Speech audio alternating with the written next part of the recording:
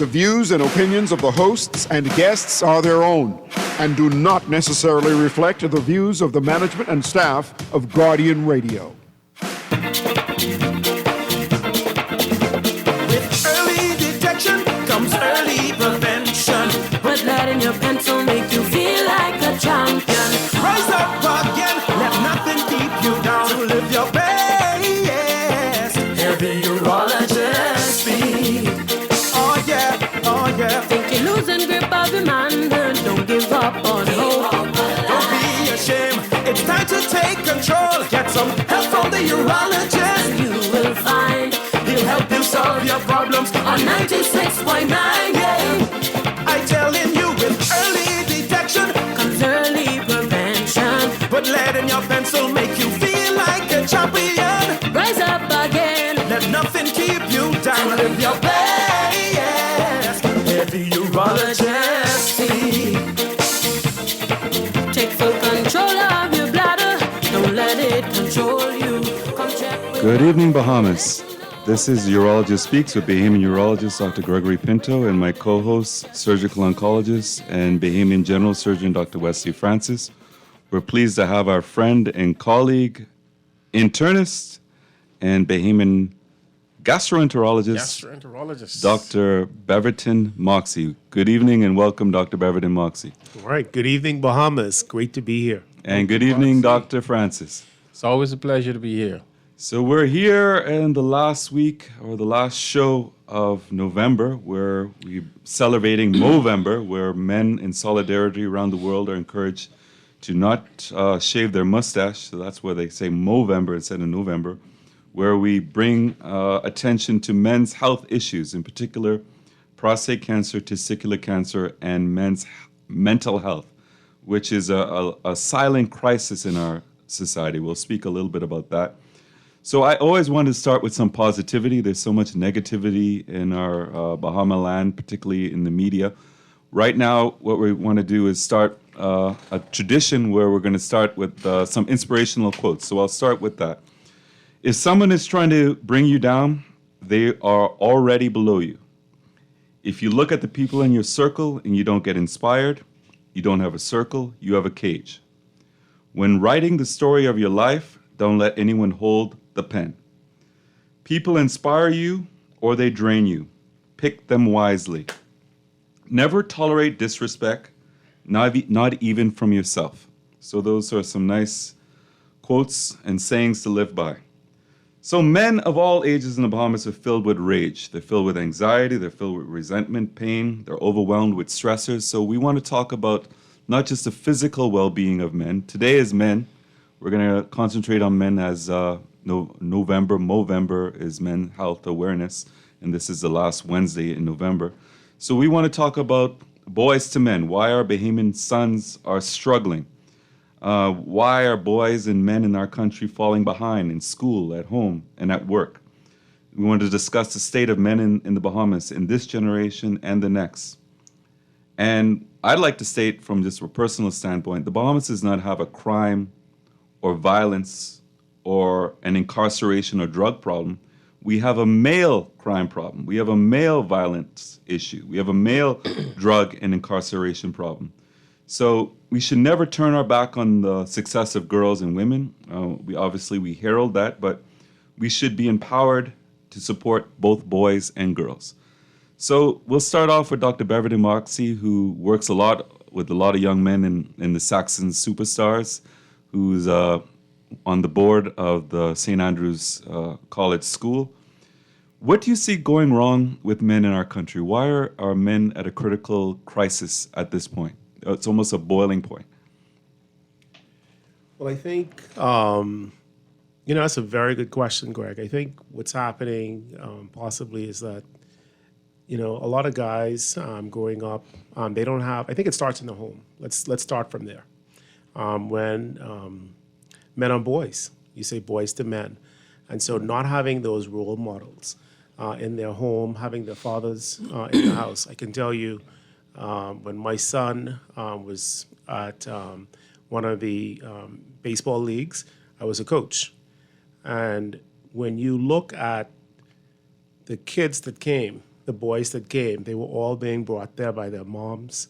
They were being brought there by their grandmothers. The fathers were absent. So the coaches were really those male figures for those young men. And, they developed, an affinity, for those coaches in terms of really trying to, tagging on and holding on, because this was something that they were not accustomed to. And so I think it starts from there. And so there's, no sense of direction, a lack of purpose. And so we have to get back to that. And I think it requires the home and school, encouraging the young boys in school, being a part of programs like softball leagues, baseball leagues, and any opportunity. And so I think it's going to take the men that are doing positive things in the country to really galvanize and help to uplift our boys so that they can become better men. You made some very important points, but there's too much negativity out there. They're not. You made a very important point. We have to talk about the importance of a male role model. There are not enough persons to inspire to be like, persons who have overcome hardship. Just hearing someone in your similar circumstances who is struggling and full of despair and sees no hope and no light at the end of a dark tunnel can inspire them to lift themselves up. They say, this person can make it. Anybody can make it. But when you look at even the media, all we're going to hear about is who is being arrested for armed robbery or drive-by shooting or et cetera, et cetera. We don't have enough male role models in terms of showing the importance of what they're doing in society. There are men in this country doing positive things. They're doing wonderful things. They're doing great things. Do we hear about it? No. The front page of every paper is always the negativity, and that draws down on you. I remember when I was away at residency, I was speaking to a fellow Bahamian who was also away at residency, and he said, you know what? It reached a point where I can no longer look at the Nassau Guardian online because all of those negative things and the shootings, the crime, the hopelessness, I just feel like I don't even want to go home. And that's the way that we feel every day. We're actually numbed to all the horrors of our society. I always talk about it. I say it in a joking manner, but a lot of people can be inspired by my co-host, Dr. Wesley Francis. He came from hard beginnings. He was it 2nd Street to Grove, right? I want to get the right street. Yeah, 2nd Street to Grove. He didn't always know where his next meal was coming from. He struggled with purchasing books. He was the top of his class. He became the first fellowship-trained surgical oncologist in Bahamian history. Does anybody know that? Why don't they have a documentary on Dr. Wesley Francis and others like him? Why wasn't he in the front page of the paper when he was arrived back in the Bahamas and made a tremendous mark on our society? No. If someone who was in his neighborhood shot 2 people and got off on bail and again went and murdered someone 2 months later, they'd be on the front page of the paper. So we have to look at why are we not celebrating the successes of men in our society? What do you have to say about that, Dr. Francis? Do you think you're celebrated? I am certainly celebrated by my family, right? But don't you think your story will inspire? Well, there are a lot of stories out there that would inspire. But as you rightly said, I think the society as a whole has an appetite for negativity, right? You speak about Guardian Online. I mean, to sell papers, you have to have catchy headlines, right? And we as a society, we would read about or we want to know about what happened. Someone committed some crime. That's headline news, because we as a society we've become, the salacious stuff we love. Good news don't sell papers, so that's where we are. But we, Dr. Moxie said something, and I reflected back on myself. I remember when I was a young boy growing up, we had a soccer league. I can't remember the guy's name, but we had a EJ Soccer. And I used to look forward to going to that because it was where all of the guys, we came together, we played, we had our own little league on 2nd Street or in the Grove area. and we played soccer, we competed against other areas. I don't know if they're still doing that, but that was a time, a positive environment for us to bond as males. And we had positive examples. The coaches, they were positive examples to us. And so, we build on those foundations. I think we all have to examine ourselves and examine the society and see what sort of behaviors we incentivize. And it's only when you change incentives you can change behavior. And so if we want to support men or to get young men to do better, we have to be intentional about that. We who have made it, we who are successful, we who are positive, we need to be intentional about trying to reach out. And so that's what needs to happen in the society as a whole, not in part. And again, we're not taking anything away from women, right? I think women are very accomplished, but now we are seeing that the young men are being left behind. But I think it's going to take us to become responsible, to be intentional about how we try to bring them up. Yeah, so you talked about women. Of course, we're not trying to downplay what women have accomplished. Absolutely not. Against insurmountable odds. I mean, there was a lot of gender inequality in the 70s, 80s, even in the workplace today. A lot of women face a lot of injustice and wage disparities that are completely unfair. There's a lot of sexual harassment in the workplace, and there's really not much in the way of outlet for women to seek help and counseling and support and protection. We spoke about it last week, or 2 weeks ago. We talked about even sexual predators not having justice for what they're doing, and a lot of our children are not being protected. But you brought up an important point. How do we solve the education problem for boys and teenagers and men? We look at it's a crisis that we need to get a hold of. I'll look at in the United States in 1972, which is 53 years ago, the U.S. passed a landmark piece of legislation, and that was called Title IX, with the expanded economic and educational opportunities for women. So in 1972, there was a 16-point percentage difference in gap in the awarding of college degrees in the United States, with men outnumbering women by 16%. So after this Title IX was passed in 1972, within a decade, women and men were on par in the United States in terms of getting at least a first degree, a bachelor's degree. Today, there's an 18% gap in favor of women over men in receiving college degrees in the United States. We look locally, and this is from statistics in the fall of 2023. 75% of enrolled students at the University of Bahamas were female.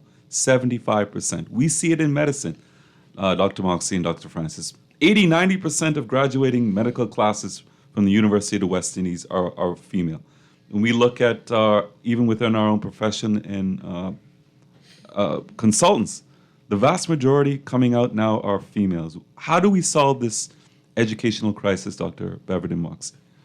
Man, I was sitting here thinking about that as you were just kind of giving your summation, and I certainly don't claim to be an educator by any stretch of the imagination, but my thought is that the world is advanced.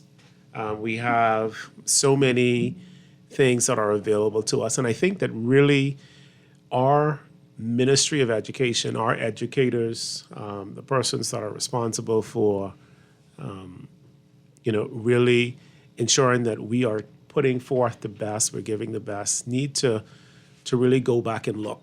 I don't think that there's a secret that boys and girls learn differently, and they respond differently in different environments. And perhaps we need to go back to basics and really do some analysis of that, and really see how do we streamline education in the classroom so that we are meeting every child, Of course, it may pull a lot on resources, namely human resources, because you know the need or the amount of children versus the teacher ratio may be problematic. But I think we really have to take a deep dive and understand what's happening in terms of how do we receive education, how do we receive information, and really try to meet. You know, everything has become so fine-tuned now. Going through when we were in school, we're all around the same age. There may have been, you know, children who, you know, learned differently or received information differently, and we just knew that they went to. I'm trying to remember the name of the school. It was on Village Road. Like, it was an academy where, you know, they didn't really know what to call it. You know, the whole idea of attention deficit, having these different learning disabilities were really not so well looked at, well studied. You know, we're seeing a proliferation of children on the spectrum. And so we really have to go back and take a deep dive and look and see, do an honest assessment of the classroom and really try to see how we can put the best foot forward. Because when children find that they're not keeping up, they become not interested. And so then instead of actually being a part of the class, they now become a burden to the teacher in the class because now it's their defense mechanism. And so I think, you know, and once you fall behind, we all know it's hard to catch up because everything in education builds on the next. And so I think we have to really go back early, try to identify, try to isolate, and see how we could, you know, work to ensure that everybody is on a level playing field. Okay, good evening. We have a call coming in. This is Urologist Speaks. Hey, Dr. Pinto. Good evening. Good evening, sir. And good evening to your guest in studio. Dr. Beverden Moxie and my co-host, Dr. Wesley Francis. Good evening. Awesome. I think the institute that he probably was referring to on Village Road, well, it's not even really Village Road. My mind jumps to a place called Pembroke Academy. I don't know if that's what he was referring to. But anyway, to put things into perspective here, you know, we as young men in this country, and if you follow the trend even back from the 60s, 70s, it was that as soon as a young man then becomes what is categorized as a man, he goes out there instantly into the workforce and work. And until and then the women or the young girls are actually the ones who actually continue doing continual education academically to get their skills. Today, what we find is that even though the male is encouraged to go out there in the workforce because obviously he then either assists the breadwinner, i.e. the daddy, or the father to bring money into the household, or he is the single male in the household that goes out and make money for the family. We have to find a way where we could infuse tertiary education as he also goes out there and works in the field. But, you know, it's kind of difficult because if you're out there, let's say, for instance, a person in construction, if he's out there from first thing in the morning to last thing at night, then when he gets off from that job, he's so tired, he cannot go and do tertiary education, then I think it's incumbent upon us to find a happy medium where even though he's on that job, we can actually apply some of the principles from the educational standard into the work ethics that he does on a daily basis. And I think once we are able to bridge that, then maybe that is a help. To talk about the number of potential persons who enroll at UB, for instance. And yes, if we look around us, we can easily identify that there are more females among us than males. And so obviously that disparity is going to show that you will have more females perhaps pursuing tertiary education and graduating from UB other than the men or the young men who would probably do more technology or more hands-on, either it's auto mechanics or whether it's carpentry or whatever, there will always be that disparity. So like I said in closing, I believe that we need to find a happy medium where we also encourage the men in their particular trade, because we need the trades, which is so lacking in this country today anyway. We need to find a happy medium to infuse the tertiary side of it into the trade, that he would then be able to benefit from both sides. And at the end of the day, then it also, helps our country to move forward in terms of a well-rounded person, both tertiary level as well as, both academic level as well as trade level. Thanks for taking my call. Well, thank you. You made a lot of brilliant points. So I think we also have to look at boys, teenagers on the whole are physically stronger than their female counterparts, but generally emotionally and mentally much weaker. So when you look even at physiology, biology, the prefrontal cortex of the brain develops slower in young boys compared to young girls. When we look at the average 5-year-old girl, usually is much more mature and focused than the average 5-year-old boy. So even from that young age, they usually fall behind. And the way that we teach these 5-year-old boys might need to be different than the way we teach these 5-year-old girls. Definitely, when you look at the average 15-year-old girl, she's far more mature on average than the average 15-year-old boy. But when we talked earlier about one of the single points of failure in a young man's life is when he loses or he lacks a male role model. So one of the issues with the educational system that's happening decade by decade is we're losing male teachers. We don't have enough male guidance counselors. We don't have enough male principals. So they come from a home where I have to salute the women. They're the foundation of our society. We have a very matriarchal society. 70 to 80% of our families, our households are being run by females on their own with little to no support. I don't know where our Bahamas would be if we didn't have such strong women, generation after generation.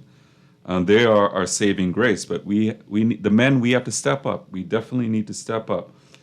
What are the current problems with the educational system and in seeing that they're not serving boys and teenagers, Dr. Francis? I can't say that I'm an expert in that area, right? All I could say is that they all start off the same, right? But you'll see that the young men, they tend to, as Dr. Marks said, they may learn differently. I think we have to just be intentional about recognizing that if there's a deficit, we have to try to correct. Just like you say Title IX, we need our Title X for the young men maybe, right? And we need perhaps individual educational plans that seeks to develop young men.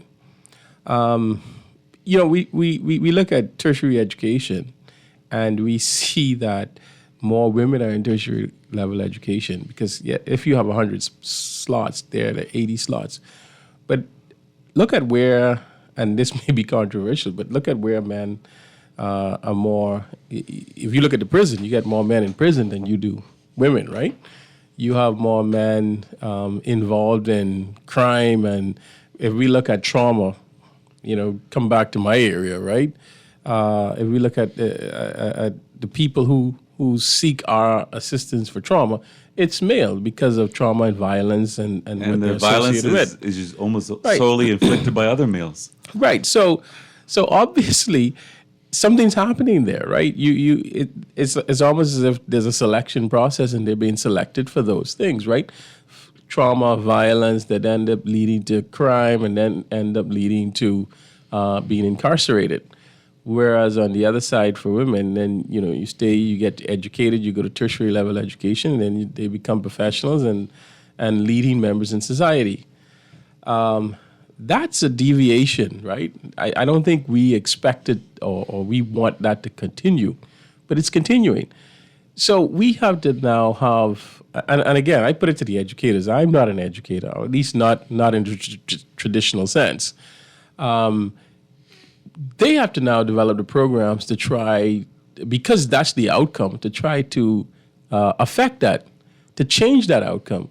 And so this is why I'm saying there has to be an intentional program to develop young men, to meet them where they are, to recognize the gaps and to try to fill that gap. And I think that's just how you try to address any problem. You identify it, you kind of break it down as to potential problems as to why, and then make those problems, try to fill the gaps.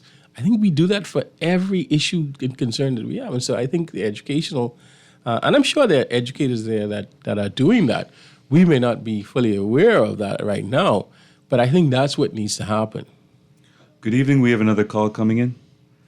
Yes, a pleasant good evening, Dr. Pinto, and good evening as well to your guest panelists. Good evening. Good evening. Please go ahead. Doctor, I think this is how do we solve this problem? I think first of all, I think we have to have a skills audit in our country to find out, exactly what we as a nation, in terms of skills, do we need the most? Do we need more doctors? Do we need more construction workers? Do we need more domestic workers? And I have 7 children, 4 boys and 3 girls. My wife and I both were in the education field. And listen, I had challenges with my boys. I had challenges, but the girls, like, they just automatically, they just soared straight through. But somehow with my boys, it was a challenge, And we've talked about this ad nauseum. I think it's important that, as educators, which they say education means the ability to pull out of the individual what God has more or less put in them. Not all of them are going to be academics. Not all, there's some who are going to have other abilities. And so it's important that the teachers, the parents, and those around them to see where the interest of that individual lies. Because at the end of the day, all we want really are productive citizens within our country who, abide by our laws, who are able to take care of themselves and their families. Not everyone, and sometimes we even feel like that those persons who are who have the higher academic achievements, that they will ultimately be successful, and that's not necessarily always the case. As a former educator, some of my students who I thought would have succeeded, really, once they would have found their niche and their gifting, man, they just soared. And so it's important that we don't give up on students, but we try to find what is it that is in them, and pull that out of them, so that we can make, at the end of the day, all we want is people who are able to really take care of themselves and their families. And I tell this, I cited this example. I have 2 nephews, both of them from the same parents, the same mother and father. One was afforded a private education. The other, he had to go to public school. And he was a challenge for my sister. Man, he was really, she sent him this way, that way. And he just had almost like a learning disability. But, doctor and panelists. Yes. That one, he's a millionaire today. The other one, I would like to tell you where he is. So it doesn't matter really where you start. It's where you finish. And, he found his niche, and, and he is doing quite well for himself and his family. Yes, so that, as I say, it's not how many times you fall down, it's how many times you get up. That, yes. We don't really, sometimes we just put people down and say, oh, you'll never be, you can't learn, or this and so on and so forth. But there's something out there for everyone. Right? Do you think that's part of the Bahamian cultural problem, where we denigrate even young boys from a young age, you're never going to be any good. You're no good like you're no good pa. You're never going to amount to anything. Why can't you be successful like your little sister? If all they hear is negatively, what are you going to become? Right, and that is, and a lot of time, a lot of these individuals who come from the inner city, they don't have that support at home. They don't have anybody to tell them, listen, you can be more than what you are right now. That and so a lot of times, like these government programs that they have, they are not touching. They're not touching the people in the inner city. They require so much from these individuals that they don't even have. And I've told it to several of the representatives, those asked me to come in the community, bring BTVI and the other things within these so-called ghetto areas, because a lot of times these individuals don't even have the financial resources to go to a BTVI. Set up little satellite BTVIs, bring these guys in there, train them right there where they don't have to catch a bus and look for lunch money and do this and that. These are the things that the challenge that are faced by. But a lot of this national apprentice thing like that, that's not touching the inner city personnel. All of this, I've tried to get young people, young men. Some of them don't even have documents. Some of them don't have, passport or whatever than that. So necessary documents. And then, the parents. Some of them, the parents, they don't show no concern like that, and so, I mean, it's a whole, But we have to take on the challenge, because at the end of the day, we need our young men to be successful, and we need to, we need everybody in our society to participate in it and to contribute to the growth of our nation. Some brilliant points, and thank you very much for your call. There's a lot of food for thought. But I'll always say a society, the future of a country is built on the culture of mentorship and the idea of apprenticeship. We don't have sufficient male role models in our country. We'll speak about that with Dr. Beverton Moxie and Dr. Wesley Francis on the other end of the break. This is Urologist Speaks.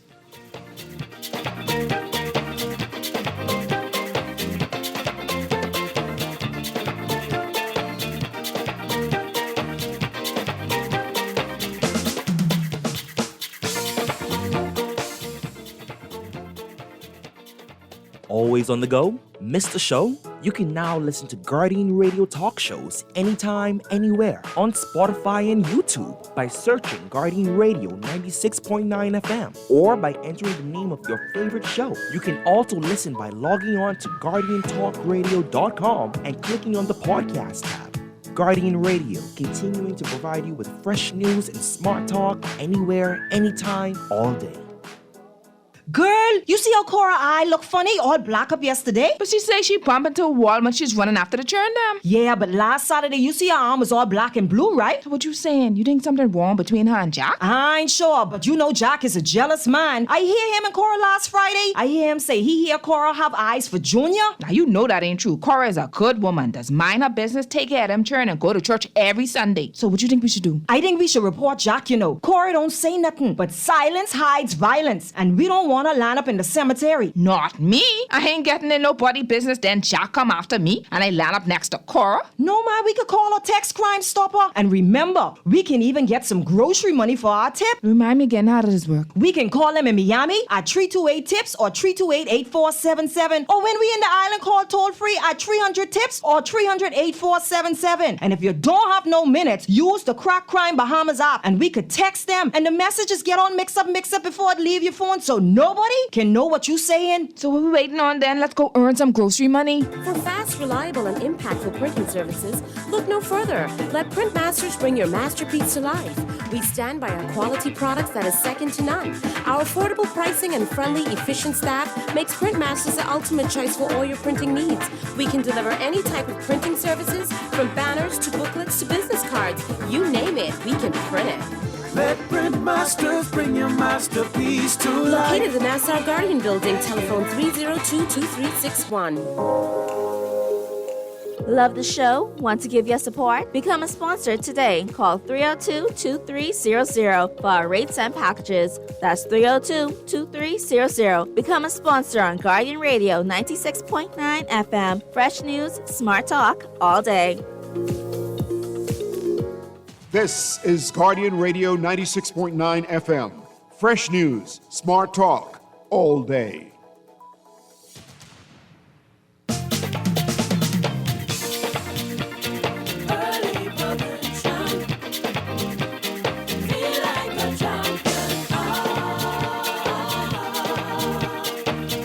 Welcome back. This is Urologist Speaks with Bahamian urologist Dr. Gregeggory Pinto and co-host Bahamian surgical oncologist Dr. Wesley Francis, and we're pleased to have in the studio as our guest Bahamian internist and gastroenterologist Dr. Beverton Moxie.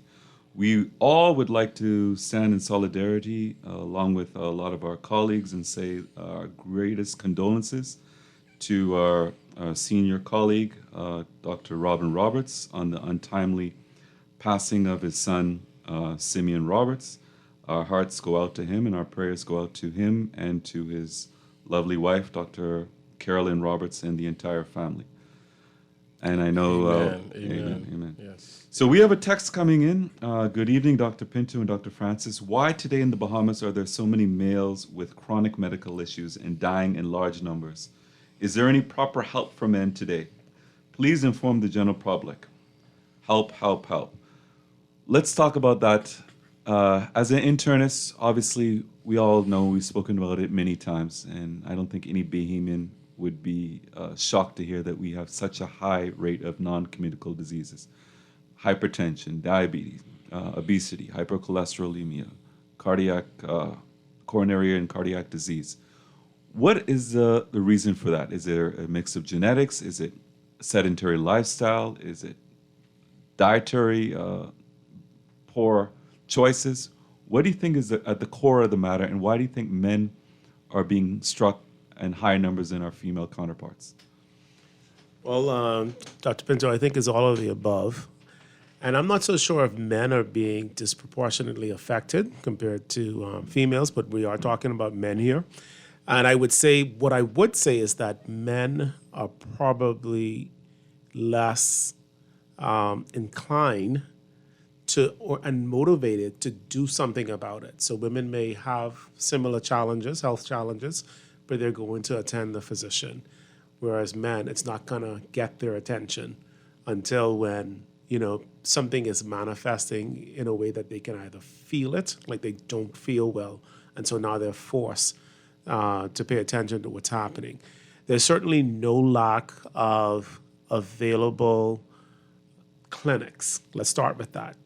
Of course, we know that there are challenges. We've all here have worked in the public health system, but I think that by and large, the governments of the day, successive governments, have done a good job in terms of at least providing access to healthcare. When you look at taking clinics to the communities, ensuring that each family island has clinic, starting NHI to allow people to have access. And the National Drug Program. So there's been a lot of intensive efforts to ensure that people have access to healthcare.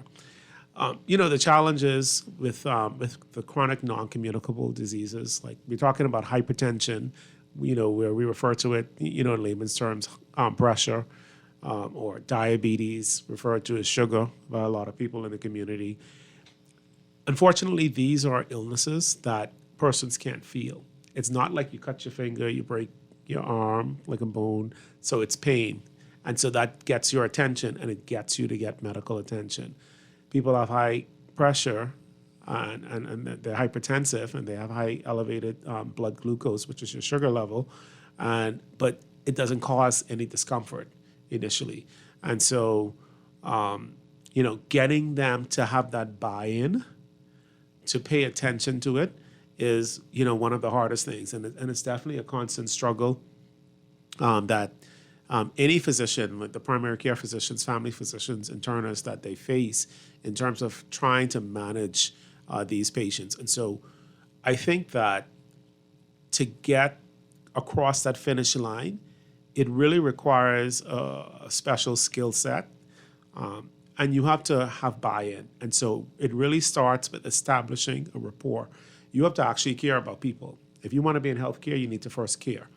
And you have to try to meet people at the level that they are. And you want to make sure that you are able to explain things in the terms that they can understand. There may be a lack of understanding.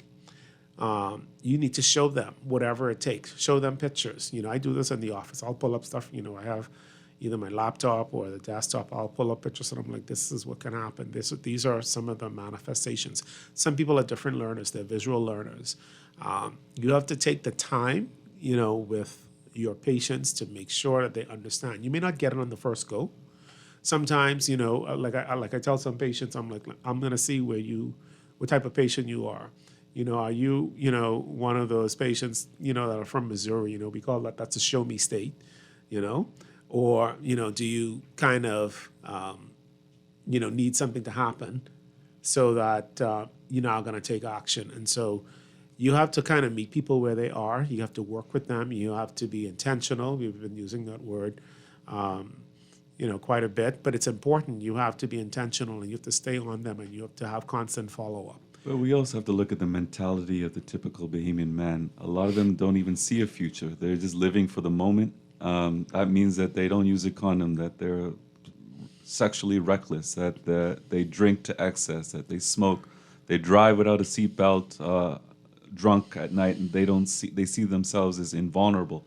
They're Teflon, nothing can touch them. They don't understand the concept of consequences. And in that, it's difficult to speak to someone who doesn't even care. You can say, all right, if you don't take this medication, you may have a stroke in 5 years. They don't even believe they'll live till next year. Or many of them have such despair in their life, they don't even care if they live till next year. So there's also the issue that we were speaking about. There's a lack of hope. There's a lack of a drive for a better tomorrow for too many Bahamian men. And it's a mentality issue. You speak about men seeking help for pains and ills and everything else. We want to pick up these non-communicable diseases when there are little to no symptoms. As everybody knows, high blood pressure is a silent killer. Even diabetes in its early stage can be a silent killer. So we can have a diagnosis free of charge. We can give you the medication free of charge. But if you refuse to take the medication, no matter how many pictures we show you, how many consequences we try to alert you to, we're never going to get anywhere. And that's the mentality of every single day in office. And I'm sure all the other two of you will find that there are people who come in with a sugar of 500 or 400. They know they're diabetic. They know they need to take their medication. They come in with a blood pressure of 260 over 130. They know they're supposed to take their medication. Some of them will remark, I only take my medication when I feel like I'm going to faint, or my eyesight is blurred, or I start to feel nauseous and they're vomiting. And that's normal for them. So we're fighting an uphill battle. We have a call coming in. Good evening, as Urologist speaks. Yes, good afternoon, Dr. Pinto. Is it Dr. Wesley Curling?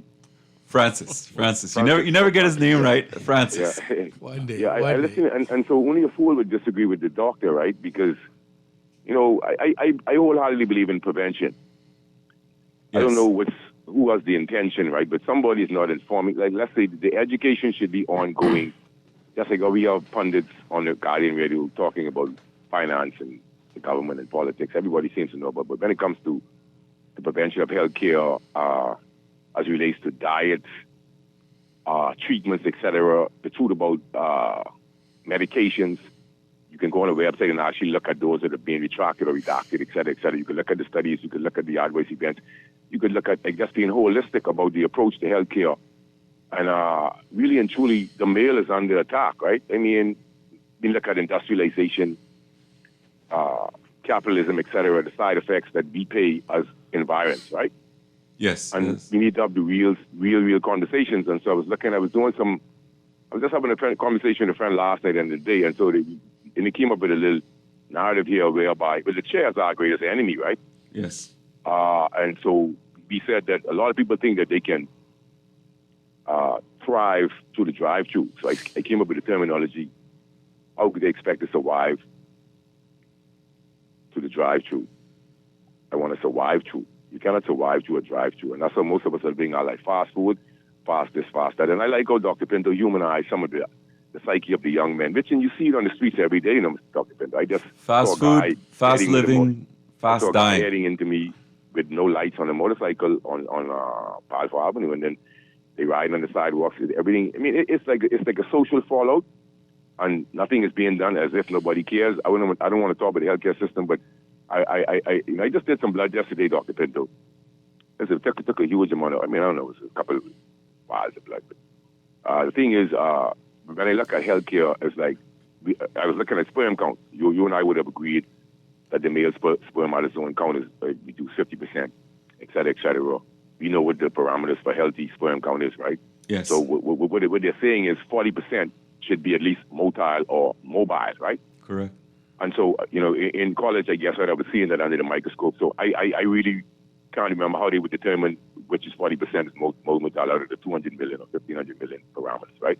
But what I'm looking at is you see a decrease in spermatozoon count. You see an increase in ovarian cancer and all the different things. So I'm saying is, why is it the medical community don't have a meta-analysis? Let's say you got different scenarios of different people. I got a friend, he didn't eat meat for 30 years, but he still have a heart problem. But he was inactive and he was obese because he liked sugar. And so he doesn't realize that the liver produces the good and the bad cholesterol, but one outbalances the other. So hence you have more cholesterol, bile production problems, et cetera, et cetera. So people need to be educated every day on the radio about what's going on in their bodies because they don't care and they're very ignorant. But when they really learn, so the doctor said 3 important things: visual learning, but I learned from the 3 of them: the visual, hearing, and reading.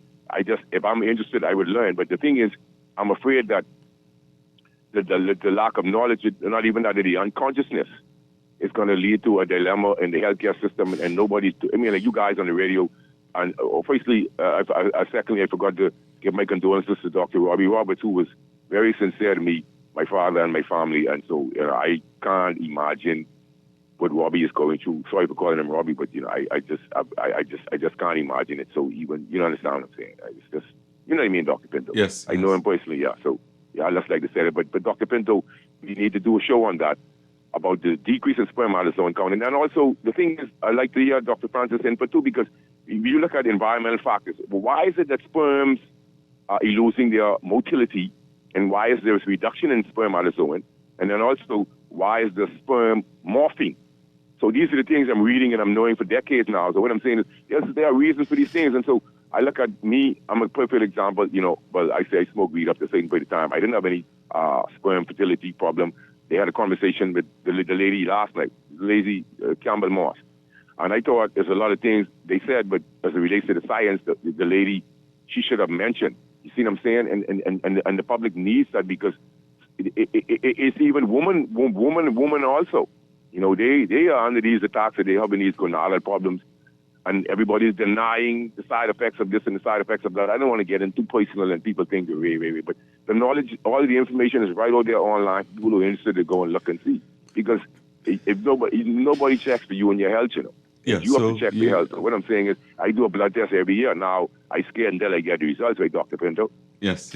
Well, yeah, I thank you for suggesting. And I have to come and see you definitely because I'm having a complication from the surgery. Okay. So what I'm saying is, I look for doctors to be sincere on a personal level, not on the radio. But what I'm saying is, I stopped reading because nobody listens, and it's hurtful. And so, our bodies are the temple of the Lord. And so when we look at, like I said, the whole industrial process and the fallout, the lady was talking about the repercussions of drain-offs in the coastal regions, et cetera, the non-resistant bacteria. But the guy on this morning was trying to call him, but why didn't they mention macrophages that can be used to treat resistant bacteria, et cetera? So there's hope with science.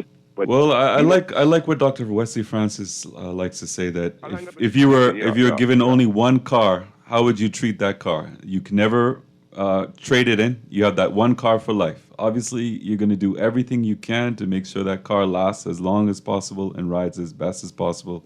And that's the same thing with our bodies. We only have one body. So we need to take care of it. And God gave us that blessing. We need to honor that blessing and take care of ourselves so that we can take care of our family, not just our children, but our parents, our grandparents, and we need to take care of the society as a whole. And we need to be alive and kicking and in good health to have a better future for our country. So on so many levels, we're a very unhealthy society, and we're concentrating on men. Obviously, women have an issue, obviously, as well, but we'll leave that for another day. Let's talk about a little bit more from the perspective from a surgical oncology and gastroenterology perspective, Dr. Francis and Dr. Moxie. Let's talk about colon cancer, and it breaks my heart to see almost every week or every other week a patient with colon cancer with metastatic disease that's just only for palliative care, when we've stated so many times, and it's common knowledge, if you can get your routine colonoscopies, we can pick up pre-malignant polyps, we can prevent them from developing into malignant polyps and actually a colonic cancerous mass. So no one needs to be, obviously we've discussed this in the past, some people are dealt unfair deck where they have genetic predisposition to a very aggressive form of colon cancer, and in some of those persons, we have to be very diligent in picking up that disease, and in some cases, they need a palliative total colectomy. Those are rare, but it happens. But for the most part, you would agree, Dr. Beverden Moxie, no one needs to be dying of colon cancer. Absolutely. I say that if you had to choose, and I may be biased, if you had to choose a cancer to have, obviously colon cancer, I think that would be one of them that you would want to choose because, and I say that, obviously if you catch it in its early stage, because it's a cancer that's not only, first of all, it's preventable. Let's start with that. And that's why there's a lot of education about the importance of getting a colonoscopy, getting your colon screened. And there are different modalities for that to happen. So what we like to say is that a colonoscopy is both diagnostic and therapeutic. So we can prevent any pre-malignant polyps from developing into cancerous polyps. Absolutely. So what happens is that you get screened. The screening age now starts at 45. That's the recommendation. It used to be 50. The reason it's been changed to 45 is because when we found initially in persons of African descent that we were finding more advanced polyps, or we were finding polyps that, or finding colon cancers. And so the whole idea behind this test being a test that's done as a preventative part of your annual is to prevent you from getting to that point. And so that's why the age was moved up to 45. And so if you start there and continue based on the recommendation, and your next screen is dependent on what's found on the initial testing. And I will tell you that we have seen, and I can speak for my colleagues, there are 5 gastroenterologists here. I think we work well together. And but we've seen an uptick. I think Bahamians are becoming more educated about getting their colonoscopies done. They're actually coming in. They're not even, often waiting for their physicians to refer them. They know that, they're educating themselves. They're reading. They're listening to shows such as Urology Speaks that kind of encourages people to take a more proactive approach. And so people are coming in and they're saying, hey, I'm of age, or I'm having this symptom, I need to get checked. And so I think, kudos to both you and Dr. Francis that come here, week after week and you educate and you provide opportunities for people to ask questions. And so, I think it's great. I certainly send quite a bit of cases, unfortunately, on to Dr. Francis, because sometimes, we find those lesions and they have to get taken care of. And so we can still be positive. Let's say we do find a 1 centimeter lesion. What treatment options do we have? And many of them are minimally invasive. You can do a laparoscopic, minimally invasive little keyhole incision, colectomy, remove that segment with the blood supply, possibly lymph nodes for that section of the colon, and put it back together. That's the standard of care. But again, I think what a lot of people are when they think of colon cancer, they think of the back, the colostomy bags that they're doing. And usually that's at late advanced stage. I mean, when you catch any cancer early, there are a whole lot more surgical options for them. And if you get a colonoscopy, you get an early lesion, We do minimally invasive surgery. The minimally invasive surgery means you don't have to have that long scars. The pain is less. The mobilization is faster. You don't need that diverting You don't need stoma. a bag. Yeah. You need a bag when really we catch you in a late stage. If you come in blocked, obstructed, the reason you get a bag because in that scenario, if you put it together, the chances of it leaking and coming apart is very high. So in that instance, when you do get a bag, it's life-saving, and more often than not, it's temporary. Okay, but if it is that colon cancer is found early, the surgical options are so many, and as Dr. Moxley said, I mean, I wouldn't choose colon, but colon is one thing you can prevent, right, by taking out a polyp before it becomes colon cancer. And if you catch colon cancer early, you can cure. And you can get a total cure by just removing it surgically, and you would not even need chemotherapy. It's only when you have an advanced colon lesion or if it's spread to the lymph nodes, that is when you need chemotherapy. There are a number of people with stage 1, stage 2 colon cancer that just need surgery and surgery alone, and they go on to live long life. Or essentially a normal life. A normal life. I mean, you take out a portion of colon, you put it back together. You don't even miss it, right? You just have a history. You understand that you've had that. So we have a caller. Go ahead. Good evening. This is Urologist Speaks. Gregeggory, they just can voice along with you on your panel, Dr. Pinto. Good evening again. Yes, thank you. What I want to say, right?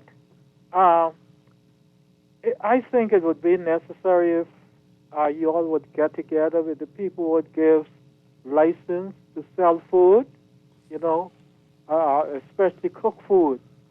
So you could educate them on what kind of grease and how much salt to use to a cup of water. And I think that would help with the high blood pressure in which the Bahamian people does have.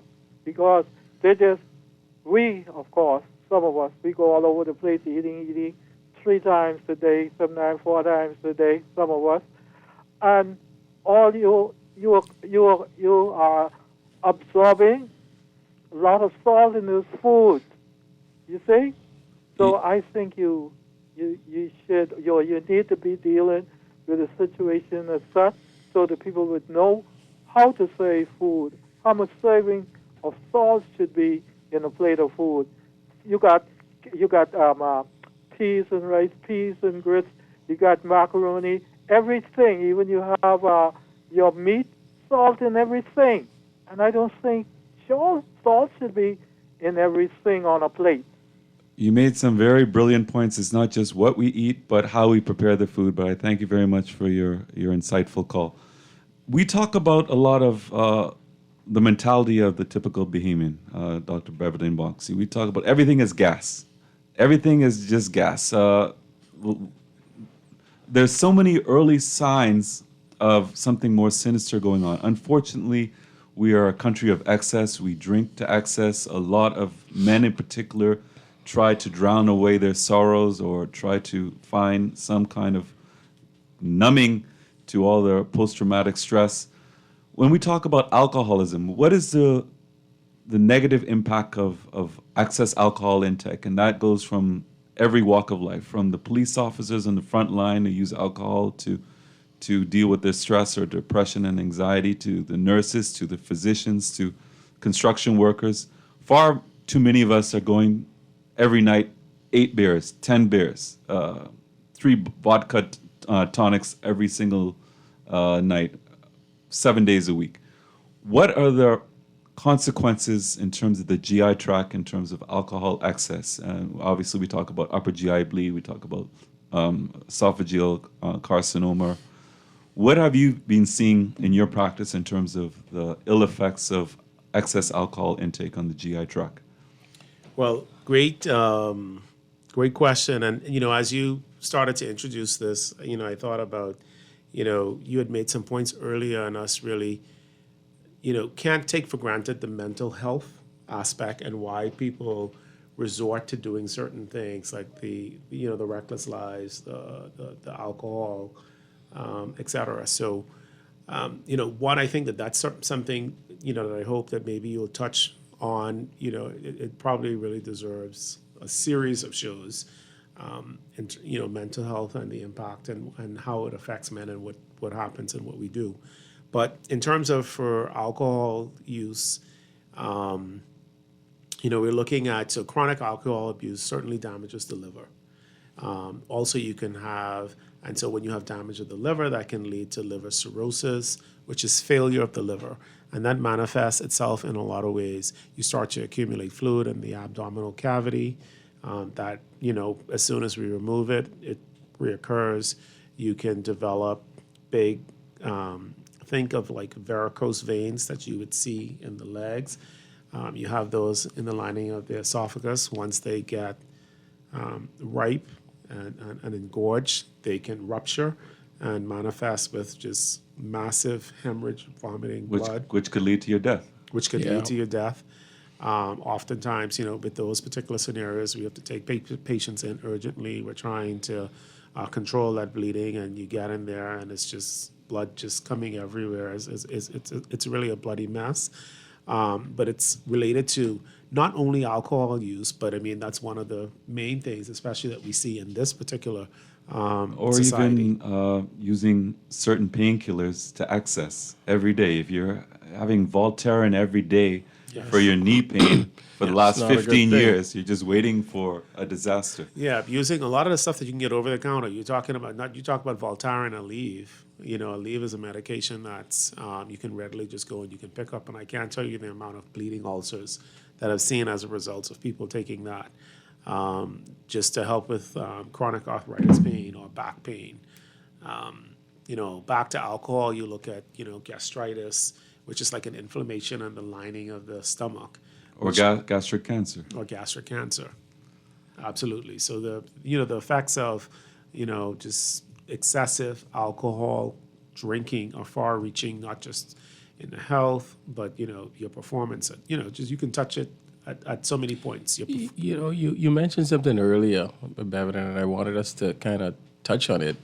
It's just that people don't realize that these things, you make a decision or a choice today. Let's say you drink a lot of beers and stuff. It doesn't hurt you today. It doesn't hurt you tomorrow. It's not going to hurt you next week. Okay? But if you constantly continue that behavior, you can experience that in a year, maybe 2 years. If you're lucky, maybe 5 or 10 years, right? And the same thing with all of these chronic illnesses. They're all lifestyle choices that end up causing problems later on down. So you don't see or feel the consequences of it immediately. And I think that is what really is the problem that we face. And then when you compound it with all the mental health issues and the abuse of alcohol, abuse of tobacco, other drugs and stuff, you see how we can get to where we are. I think we have a responsibility to educate, health promotion, right? But I also believe people have the responsibility of health literacy. One of the callers, he talked about how he educates himself, and he reads a lot, obviously, right? But just basic understanding that, again, if you too much salt in your diet is going to cause you to get hypertension. Hypertension is going to affect your eyesight, it's going to affect your kidneys, it's going to affect your heart. You may even get a stroke. All of these, but it's not going to happen today. But we also look at the flip side of that. There are a lot of Bahamians who believe, okay, we've diagnosed you with hypertension. I cut out the salt. I don't need the medication. They have essential hypertension. They know it's a silent killer. They'll say it's white coat syndrome. They don't believe the blood pressure reading that you got when you went to the office. And this is the whole literacy issue, right? That's the whole literacy issue and the whole the maintenance issue, right? You have to maintain your own self. Just like how you maintain your car, just like how you maintain your house. You got to maintain this one body that you have. And the caller said about the chair. I hadn't heard it like that before. But movement is important, right? That's the exercise or the lack of exercise that we get that sometimes leads to the sedentary lifestyle and all of this chronic illness that we endure. And, I don't think we were meant to be eating all of the food that we do eat today. right? Back in the day, you probably only got one meal because you went on, you hunted, you got that meal, and you fasted for the rest of the time until you go and hunt it again, right? But we are in a time of plenty. There's food everywhere. I mean, tomorrow is Thanksgiving. Jeez, everybody's going to be eating tomorrow, right? So we're almost coming to the end, but I just want to talk briefly. Blood per rectum. There are too many Bahamians who ignore that, and they say it's hemorrhoids. No. What is your message for the typical Bahamian ignoring blood per rectum? Yeah. Don't. And so if you see that you're seeing blood in your stool, do not assume it is abnormal. Do not assume that it's hemorrhoids. You need to seek medical care. Go to your physician. Go to your primary care physician.